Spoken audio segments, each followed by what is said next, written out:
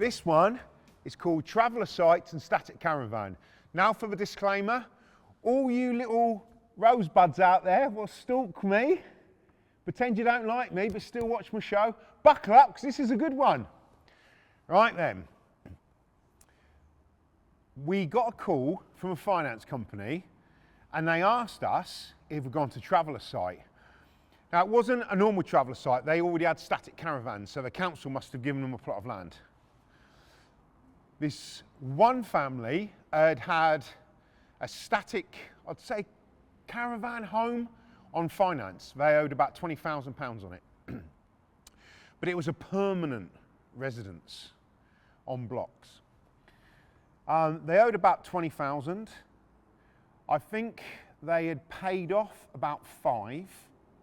So there's about 15 grand outstanding. Anytime anyone went on the site, they got beat up or they got intimidated, thrown off. Finance company didn't know what to do. I think when it was financed originally, they didn't know it was a traveller site. So they give us a call and said, can you go on and get it? We're like, how the hell are we going to get a static home? How? How are we going to get a static home out? How? And he says, well, Sean, if anyone can do it, you can go and do it. And I said, well, how much do I have to collect? They said, you've got to get about 15 grand off them. I goes, well, they're not going to have banks, are they? I said, what do you want me to do? They said, we'll pay them a visit and see if you can. I went, well, how much are you going to pay me? They said, how much do you want? So I went, give me 5 grand. And they said, all right then, but you've got to collect it from them. I went, so they'd done out all the paperwork, so it was about £15,000 they owed, and they put about 5 grand's worth of fees, which they put down as various things, but that was my fees. So, got a little crew together, took H as always, took 2 other people, can't remember who was with me. This site, which had been allocated, was just in, like off a main street. It wasn't like in a field anywhere or anything, it was quite weird. You go down like this massive high street, and then on the left-hand side, it opened up, and there was all static caravans. So we pulled in, and got out, greeted by 2 babies in prams. They were right near the entrance by a static home. Always made me laugh because the prams were immaculate. They're the old-fashioned prams, really expensive ones. These 2 babies were like the 2 old men off the Muppets. They were arguing with each other.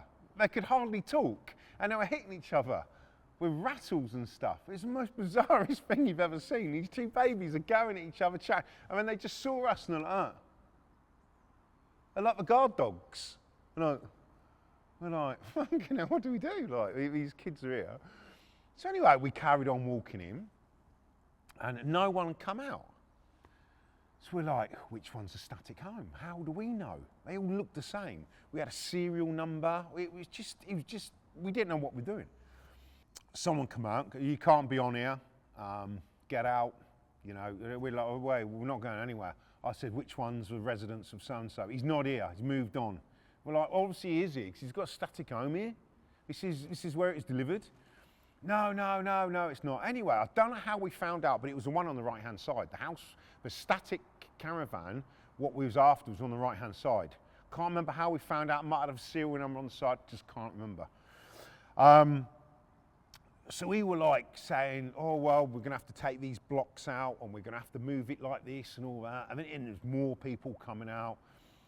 And they were like trying to surround us, telling us to get out of there. But there was only like about 6 static homes. So we weren't really outnumbered. And there was probably only about 5 blokes there, some women. And like I said, there was me, H, and 2 other people. So I was like, well, there's 4 agents here. When more and more people started coming out, the other 2 agents fucking shit themselves.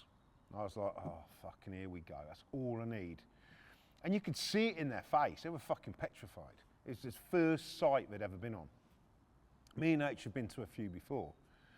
So they're like, go and get out. And we say, well, no, you owe like 20,000 on this. Oh, it ain't going to happen. You're going to do this. You're going to do that. So I'm like, yeah, we've got low loader coming down. We've got like a truck with a big IAB on the back. We're going to lift the home out, so you better start emptying it. And they were like looking at us, and I hadn't. It was a fucking total bluff. I'd fuck all. I was just winging it. I was going in there blind. And so I kept up this thing, saying, well, you know, if you don't make this payment, then get off our fucking land. And I said, what are you going to do? You ain't going to call the fucking police, are you? So we were just like proper arguing. Then one of them was there going, yeah, we're going to do this, we're going to do. I was like, mate, what are you actually going to do? I said, it's because you're running out of time. We've got a low loader coming. I says, and we're just going to lift it up. And we was there for about half an hour. And like some of them backed off, some of them still arguing with us. And it looked like they was waiting for someone, and they were fucking waiting for someone. Next thing, big lorry pulls in. And it's like big fucking, I'd say a skip lorry, but it was bigger. It was a big old fucking unit. And it pulls in, and this bloke climbs out the cab, and he's sitting quite high up, and I remember him getting down the steps. And this bloke was big when he got out the door. He was huge when he was standing down. I was like, fucking hell. If he hits me, it'd probably knock me the fuck out. He was huge. And he was like, right then, what are you doing here? I own this site. You've got to get out of here. You're going to do this. So I just thought, I'll fucking stand my ground here. I goes, yeah, what do you want? He goes, what do you mean what I fucking want? I said, what do you want? I said, do you own that static caravan? He goes, no. I goes, I don't need to deal with you.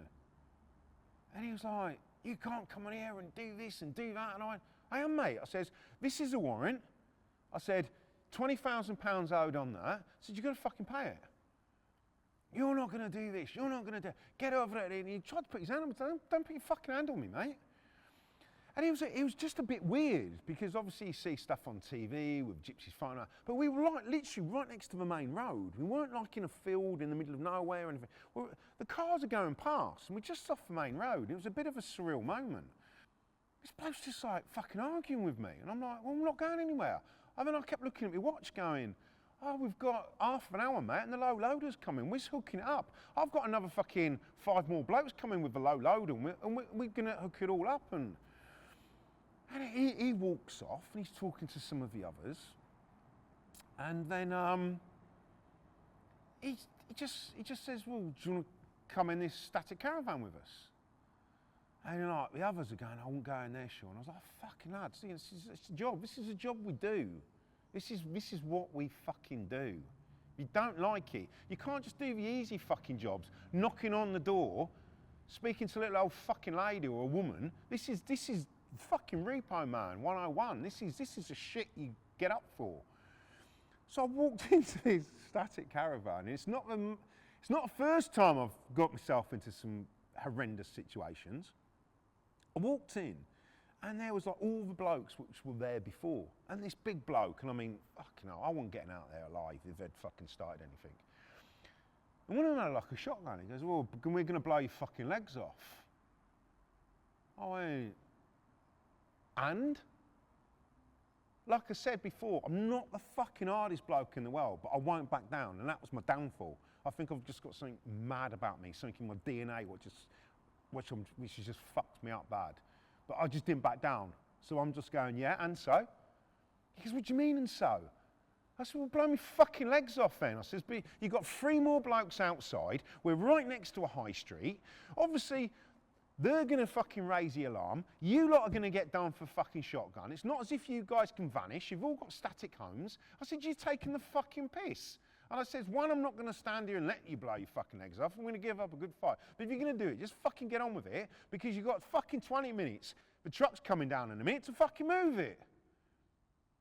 And they were just like looking at me as if I was fucking insane.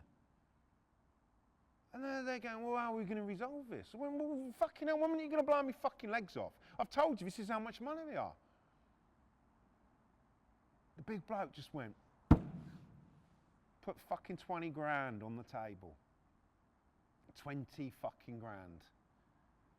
And he says, right, there's your money. I was like, fucking hell. So I just had the repossession warrant. I just fucking signed it. It wasn't a receipt. It was fucking... It's just fucking, I don't know, I made out it was more official. I just signed it where it said the things. He goes, yeah, there's your receipt. I says, thank you very much.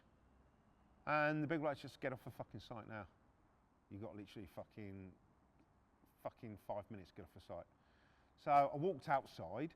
All the others, H is like, you know, he was ready to fucking run in. But the other two are just like fucking shitting themselves. Like, they stood by the fucking spec lift. I just walked out and I went, yeah, I've been paid. And H was just like, fucking hell, I don't know how you fucking do it, Sean. And the other two were just like, oh, can we go now? Can we go now? And I remember pulling off the site and we're just with a bag with 20 grand in it. And I rang the finance company. And they said, so how are you getting on? I said, I've got your money. And they went, how the fuck could you do it?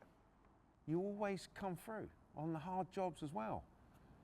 But that's what sets you apart from a shit repo man to the good repo man. You gotta put your all in. You gotta fucking believe it. You gotta live that shit. You can't just walk around saying, oh, I'm a fucking repo man, look at me, I'm fucking hard. You gotta put your fucking neck on the line. And when you put your neck on the line, you put fucking bread on your table. And you don't just put a little bit of bread, you put fucking good bread on your table. So you do it for your family.